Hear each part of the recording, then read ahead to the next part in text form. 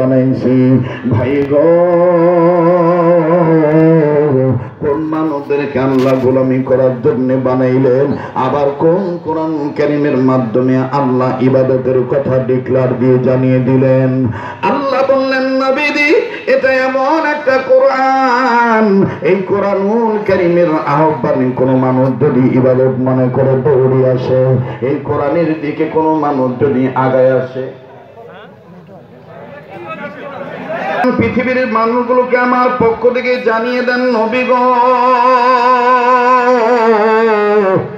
এই পৃথিবীর জমিনে যারা মানুষের জন্ম নিল, নবীজি মানুষদেরকে আমি আল্লাহ রব্বুল আমিন খামাখা বানাই নেই। এই মানুষগুলির জন্য আমি আল্লাহ বিধান দিলাম আমার ইবাদত করা। অগণবিধি ইবাদতের কথা কোরআনুল কারীমের মাধ্যমে জানাইলাম। কোন কোরআনুল কারীমের মাধ্যমে জানাইলাম, নবী গো, এই কোরআনে ডাকে কোনো মানুষ যদি সাড়া দিয়ে আগায় আসে, এই কোরআনুল কারীমের আহ্বানে কোনো মানুষ যদি সাড়া দেয়, আমি আল্লাহ রব্বুল আমিন তাদের দুইটা জিনিস পুরস্কার দেব। আমি আল্লাহ তাদের জীবনের গুনাহ মাফ করে দেব। দ্বিতীয় নম্বর, আমি আল্লাহ তাদের আমলনামায় জান্নাত লিখে ধন্য করে দেব। আওয়াজ দিয়ে জোরে বলেন না সুবহানাল্লাহ। আল্লাহ বলেন, বান্দা আমার শোনো, ওয়াল্লাহু ইয়াদউ ইলাল জান্নাতি ওয়াল মাগফিরাতি বিইজনিহি ওয়া ইউবাইয়িনু আয়াতিহি লিন-নাসি লাআল্লাহুম ইয়াতাযাক্কারুন।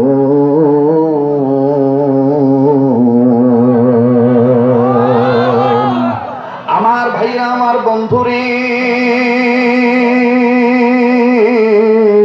কোন কোরআনুল কারীমের আহ্বানে যদি ইবাদত মনে করে সাড়া দেন, আমার বন্ধুগণ যদি আপনি কোরআনের দিকে আগায় আসেন, আমার ভাইরা কোন কালামে হাকমে ডাকেন সাড়া দেওয়ার দরুন জান্নাত পাবেন, গুনাহ মাফ পাবেন। এই কোরআনুল কারীম সম্পর্কে আমার আল্লাহ রব্বুল আমিন ডাক দিয়ে বললেন, নবীজি এই কোরআনুল কারীম আমি আল্লাহ গরু ছাগলের জন্য নাজিল করি নাই। এই কোরআনুল কারীম আমি আল্লাহ ভক্তি ভরার জন্য নাজিল করি নাই। অগণবিধি তবে হ্যাঁ, এই কোরআনুল কারীমের মধ্যে জীবজন্তুর কথা আমি আল্লাহ রাব্বুল আমিন ঘোষণা করে দিয়েছি, কিন্তু মূলত আপনার উপর যে কোরআনখানা আমি আল্লাহ নাজিল করেছি, কিতাবখানা নাজিল করেছি, এই কিতাবখানা আমি আল্লাহ রাব্বুল আমিন বিশ্ব মানবতার জন্য আমি আল্লাহ নাজিল করে দিলাম। কোরআনের ভালোবাসা যাদের অন্তরে আছে, আওয়াজ দিয়ে বলেন না সুবহানাল্লাহ।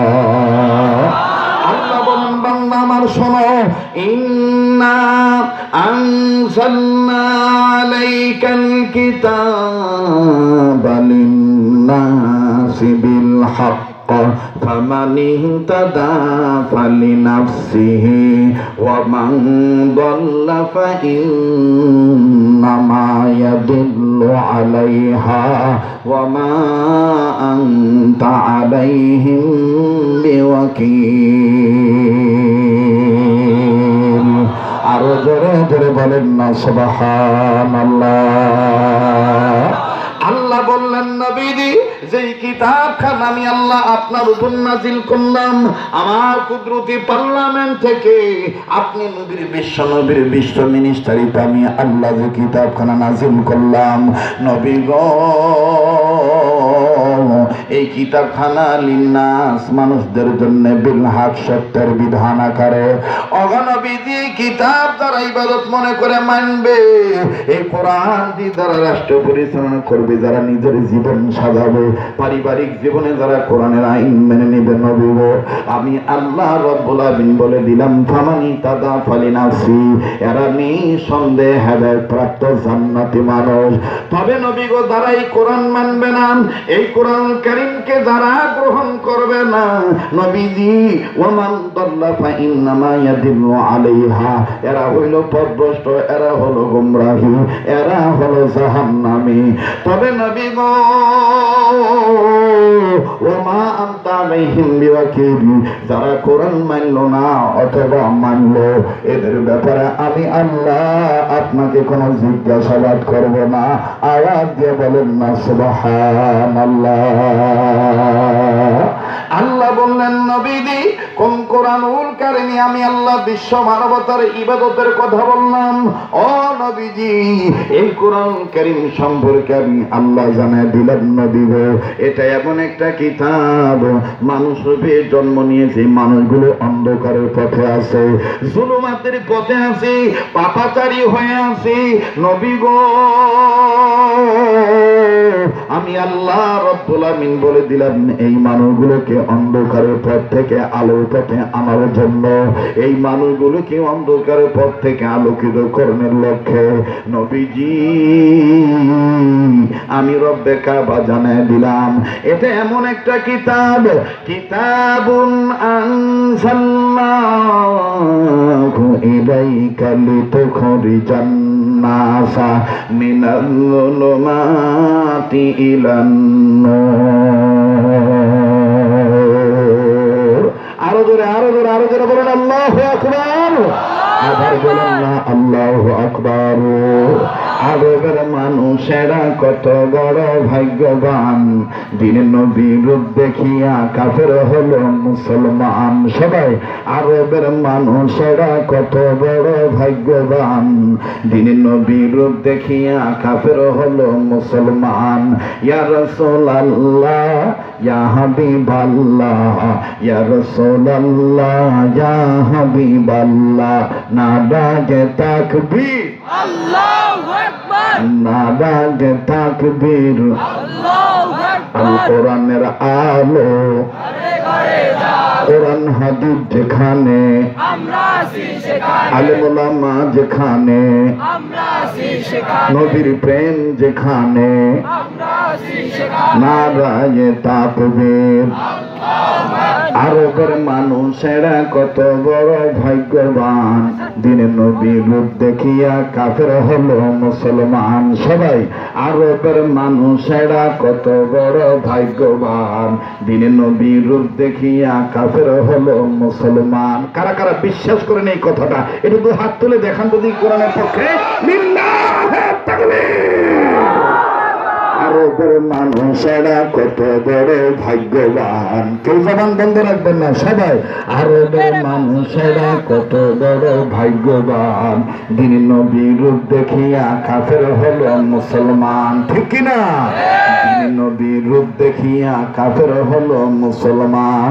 ইয়া রাসূলুল্লাহ ইয়া হাবিবাল্লাহ ইয়া রাসূলুল্লাহ ইয়া হাবিবাল্লাহ। আবার আরবের মানুষেরা কত বড় ভাগ্যবান, দিনের নবীর রূপ দেখিয়া কাফের হলো মুসলমান। ইয়া রাসূলুল্লাহ আট পাকে যায় না পাক পাকে যায়, আট পাকে যায় না পাঁচ পাকে যায়। আল্লাহ যেদিকে নেই ওদিকেই যাবো ইনশাআল্লাহ। কষ্ট হচ্ছে আপনাদের? আবার বলেন আমাদেরকে আল্লাহ বানাইছেন কি জন্যে? ইবাদত করার জন্য। কি জন্যে? ইবাদত। আপনি যদি আল্লাহর হুকুম মতে নবীর তরিকা মতে খানা খান ওটা ইবাদত হবে। সুবহানাল্লাহ কর। আরো যেরকম সুবহানাল্লাহ। আল্লাহর হুকুম মতে নবীর তরিকা মতে যদি আপনি আলেম ওলামার কথা শুনেন, আর ভাইরা আমার বন্ধুরে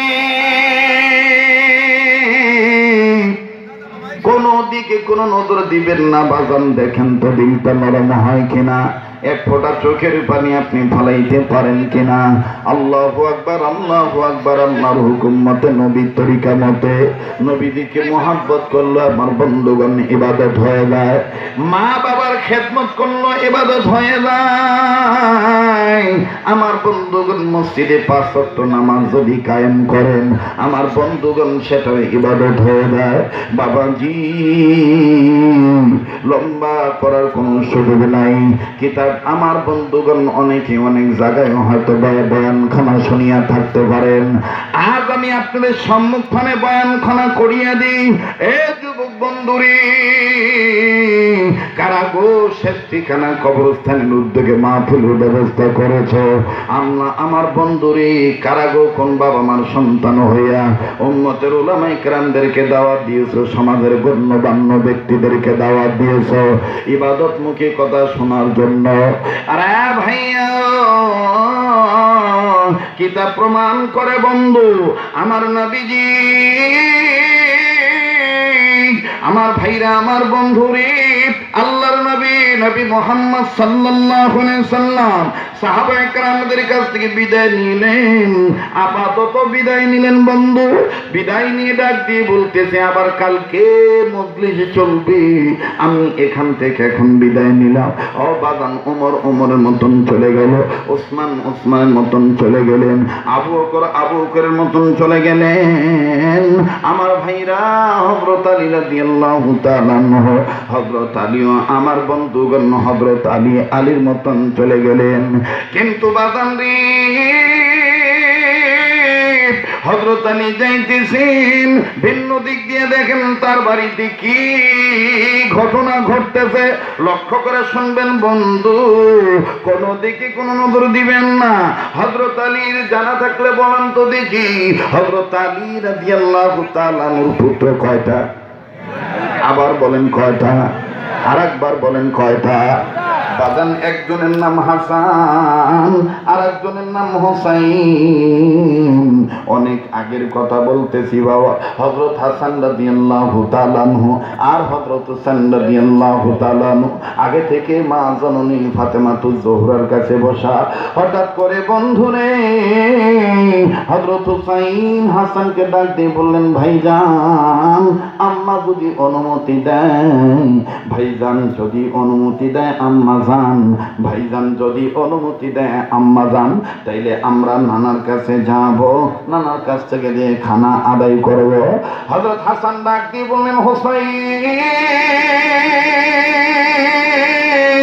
মায়ের কাছ থেকে অনুমতি নিতে হবে মা যদি অনুমতি দেয় তাইলে নানার কাছে যাব বাজারে আমি আগেই বলতেছি আবারও বলতেছি বাজান অনেকদিন পর আপনাদের এই হারাগাছ এলাকায় নবদিগঞ্জ এলাকায় সাহেবগঞ্জ এলাকায় সিগারেট কোম্পানি এলাকায় ভাই রংপুরের দীর্ঘ এই এলাকাগুলিতে এই প্রত্যন্ত অঞ্চলে অনেকদিন বাজার আসতে পারি নাই কোনো এক কারণে আসতে পারি নাই আমার ভাইরা আল্লাহ যত আবার এনে দিয়েছেন মন খুলে বয়ান করতে চাই যদি আজকে সময় একটু বেশি লেগে যায় দিতে রাজি আছেন না নাই আবার বলেন রাজি আছেন না নাই তাইলে আমি বলবো আজকের মাহফিল আপনারা বলবেন চলবে আজকের মাহফিল চলবে কতক্ষণ চলবে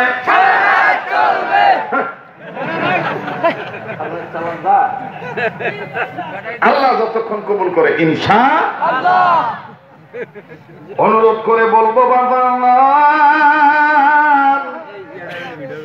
একটু এদিক সেদিক নজর দিবেন না ভাইয়া আলোচনার পয়েন্ট হারিয়ে ফেললে বুঝতে কষ্ট হবে হযরতে হাসান হোসেনকে ডাক দিয়ে বললেন ভাইয়া আম্মা জান যদি অনুমতি দেন তাইলে নানা মুহাম্মদের কাছে যাবো ওদিক দিয়ে কিন্তু হযরত আলী আসতেছেন বাবা ও বাজান হযরত আলী রাদিয়াল্লাহু তাআলা আসতেছেন প্রতিমধ্যে রয়ে গেছে এদিক দিয়ে হাসান আর হাসান হোসেনকে ডাক দিয়ে বললেন ভাইয়া তুমি যাও মার কাছ থেকে অনুমতি নাও ভাইজান এখানে ইসলামের একটা শিক্ষা হলো আমি আপনি যখন ছেলে মেয়ে হব সুখে হোক দুঃখে হোক শান্তিতে হোক আর অশান্তিতে হোক মা বাপ যদি বেঁচে থাকে মা বাবার অনুমতি নিয়ে কোনো কাজ করা এটাও বাজান ইবাদত করা হবে কথা বলেন ঠিক কিনা ওরে মা যার দুনিয়া নাই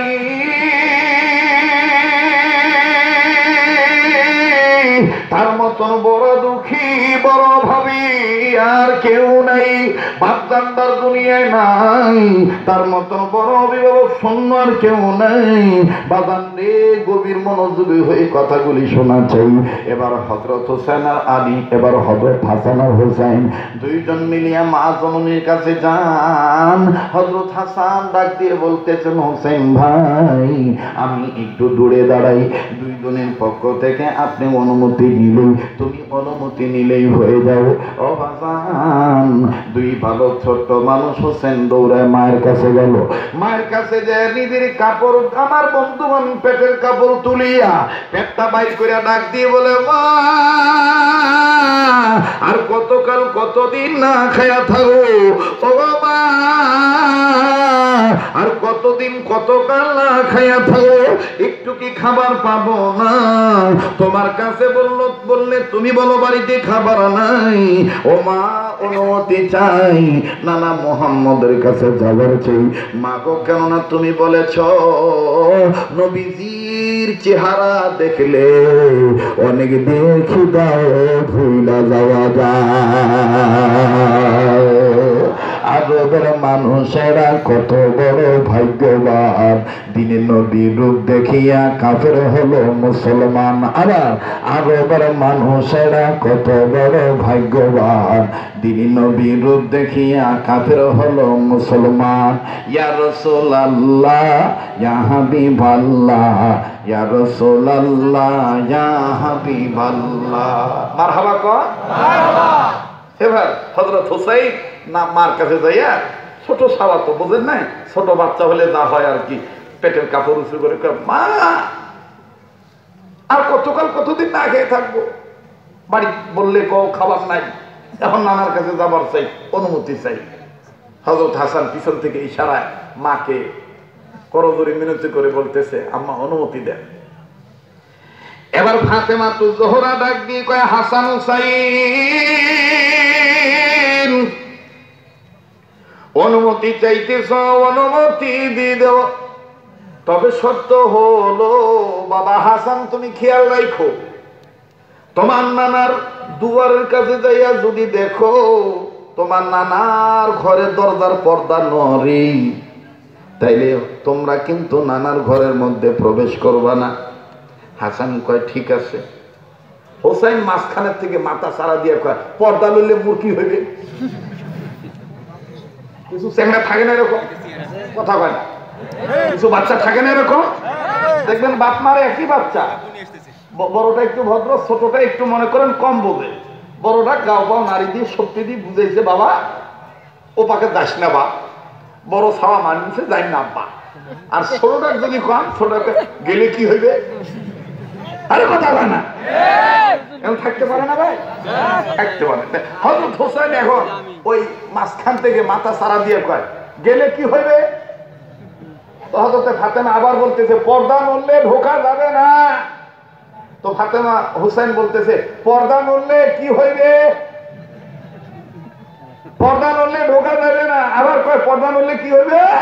ফাতেমা ডাক দিয়ে বলতেছে, পর্দা নড়লে বুঝতে হবে যে তোমার নানা ঘরের ভিতর একা নাই, আল্লাহর পক্ষ থেকে জিবরাইল আমিন ওহী নিয়া নানার কাছে আইসা গেছে। এই জন্য বলছি পর্দা নড়লে যাইতে নাই। হোসেন কয়, জিবরাইল ওহী নিয়ে আসলে আমার কি? রাগ করতেছেন মনে হয়? হ্যাঁ, পর্দা নড়লে আমার কি হইবে? তো পর্দা নড়লে আমার কি হইবে? কয়, জিবরাইল আসলে আমার কি? জিবরাইল থাকলে যাওয়া যাবে না। হযরত হাসান বলতেছে, ঠিক আছে মা, পর্দা যদি নড়াচড়া করে তাইলে আমরা ঢুকবো না, চলো হুসাইন। শুনতেছেন আপনারা? হযরতে ফাতেমা তো জোহরা রাদিয়াল্লাহু তাআলা আনহুকে মা খাদিজাতুল কুবরা ইন্তেকালের আগে বলে গেছে, ওগো ফাতেমা, তোমার বাবা মুহাম্মদের দরবারে তোমার বাবার ঘরে যখন তখন ঢোকা যাবে না। তোমার বাবার কাছে অনেক সময় ওহী নাযিল হয়। বাজান কোরআন নাযিল ইতিহাস থেকে ঘটনাটা শুনাইতেছি। দেখেন বাজান, আল্লাহকে খুশি করার জন্য ইবাদত মনে করে নবীকে মহব্বত করার নাম তো ইবাদত। ভাইরা আমার, খুব খেয়াল করে শোনা চাই। এইবার হযরতে ফাতেমা তো জোহরাকে খাদিজাতুল কুবরা রাদিয়াল্লাহু তাআলা আনহা ডাক দিয়ে কয়, ফাতেমা তোমার বাবা দরজার তাবুর পর্দা যদি কখনো নড়াচড়া করে তাইলে তুমি এই পর্দার ভিতরে ঢুকবা না, এই ঘরের মধ্যে যাইবা না। কেননা ওই সময় তোমার বাবা একা থাকে না, ওই সময় তোমার বাবার কাছে জিবরাইল আমিন আসে, তোমার বাবার কাছে ওহী নিয়ে আসে। ফাতেমা ডাক দিয়ে কয়, আম্মু গো, জিবরাইল আসার ওহী নাজিল হওয়ার কি আরো কোনো আলামত আছে? খাদিজাতুল কুবরা ডাক দিয়ে বলতেছে, ফাতেমা যদি দূর থেকে দেখো ঢং ঢং ঢং ঢং ঘন্টা বাজে, কোন ধরনের ঘন্টা বাজে, বুঝানিও জিবরাইল আমিন আইসা গেছে। বলে মা আরো কোনো আলামত আছে নাকি? বলে আরে ফাতেমা যদি দেখো আসমানের কোন এক কর্নারে ঝন ঝন ঝন শব্দ হইতেছে অথবা করে আওয়াজ হইতেছে, তাইলে বুঝতে নিবে জিবরাইল আমিন আইসা গেছে। বলে মা আরো কোনো আলামত আছে নাকি? ডাক দিয়ে বলে আরো আলামত হইল, যদি পর্দা নাও নড়ে, যদি ঘন্টা নাও বাজাবাজি করে, যদি আসমানে কোনো আওয়াজ না হয়, যদি কোনো ধরনের শেষ না বাজে, তাইলে তুমি পর্দা সরে তোমার বাবার ঘরে নেবে। তোমার বাবার ঘরে ঢুইকা যদি দেখো তোমার বাবা ঘামতেছে, তোমার বাবার ঘাম বের হইতেছে, তোমার বাবা ঘেমে গেছে, বুঝা নিও তোমার বাবার কাছে জিবরাইল আমিন ওহী নিয়ে এসেছে। বলে মার কোনো আলামত আসেনি? ডাক দি কয়, ফাতেমা রে যদি দেখো তোমার বাবা স্বাভাবিক নেই, তোমার বাবা কম্বল মুড়ি দিয়ে শুয়ে আছে, তোমার বাবার গায়ে যদি জ্বর দেখো, তোমার বাবার শারীরিক তাপ যদি বৃদ্ধি পাও, তাইলে বুঝে নিবা তোমার বাবা একা নাই, তোমার বাবার কাছে জিবরাইল আমিন ওহী নিয়ে এসেছে। এবার ফাতেমা ডাক দিয়ে বলতেছেন, হাসান হোসেন তোমার নানার ঘরের কাছে যে যদি দেখো পর্দা নড়ে, তাইলে তোমার নানার ঘরের মধ্যে তোমরা প্রবেশ করবে না, তোমাদের নানা একা থাকবে না, তোমাদের নানার কাছে জিবরাইল আমিন আসিয়া গেছে, জিবরাইল আমিন ওহী নিয়ে আসছে। হোসেন বলে ঠিক আছে মা, আমি কথা দিলাম পর্দা নড়লে আমি ঢুকবো না, তবে যেহেতু বললাম জিবরাইল আমিন আসলাম মা আমার কি? আর হাসান বলল, মা ওর কথা আপনি মন খারাপ করবেন না, পর্দা নড়লে আমি ওরে ঢুকতে দেব না। ভাইয়া লম্বা করার কোনো সুযোগ নাই। এবার হযরতে হাসান আর হুসাইন হাঁটি হাঁটি পা পা করে চলে যাও। চমৎকার একটা তথ্য বাজার আমি আপনাদের শোনাবো, জীবনে কোনোদিন শুনছেন কিনা জানি না। হযরতে হাসান আর হুসাইন যখন নবীদের দরবারে চলে গেলেন, হযরত হাসান বহু দূর থেকে লক্ষ্য করে দেখতেছেন পর্দা নড়ে কি নড়ে না, পর্দা নড়ে কি নড়ে না। এবার হযরত হাসান নজর করে দেখতে পাইলেন পর্দা নড়াচড়া করে, পর্দা একবার এদিক যায় আবার ওদিক যায়। হযরত হাসান হুসাইনের ডাক দিয়ে কয়, হুসেন রে মার কথার সাথে কেমন জানি পর্দা নড়ার মিল পাওয়া যায়। হুসেন ডাক দিয়ে কয়, এত তাড়াতাড়ি ভয় পাইলে কেমনে হবে ভাই? হাসান ডাক দিয়ে কয়, না না এখন যাওয়ার দরকার নাই, নানা একা নাই, নানার সাথে আছেন জিবরাইল নানা ভাই, দুইজনে এখন কথা বলতেছে। হযরত হোসেন কয়, ভাইজান পর্দা নড়লে মা ঢুকতে নিষেধ করেছে, কিন্তু মা কি বলে তারা দুইজন তা তো শুনতে নিষেধ করে নাই। পর্দা নড়লে ঢুকতে নিষেধ করছে, কিন্তু দুই ভাই কি কয়, জিবরাইল আর নানা কি কয়, মুহাম্মদ কি কয়, এটা তো শুনতে নিষেধ করে নাই। এবার কই চেয়ারটা না আনা হলো? হ্যাঁ এত কষ্ট করে চেয়ারটা আইন উড়ান না কেন? এই মাইকের সামনে একটু কমান তো, বেশি মোটা হয়ে গেছে, বাসটা কমান, টনটা চিকন করেন, মোর গলার আওয়াজ যেরকম ওরকম দেন। এলাকাতে এত তাড়াতাড়ি মুখ বুড়ে বানাইছে, কথা কয় না। জি জি বসেন, আসেন।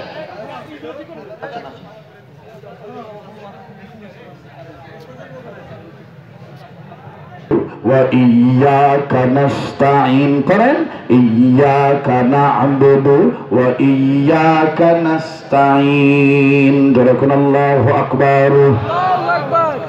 এবার ভাইরা আমার বন্ধুরে, ইমাম হোসেন রাদিয়াল্লাহু তাআলা আনহু পর্দা যখন নড়তেছে হাসানকে ডাক দিয়ে বললেন, বড় ভাই, মা বলছেন পর্দা নড়লে ঢোকা যাবে না, কিন্তু জিবরাইল আর মুহাম্মদ নবী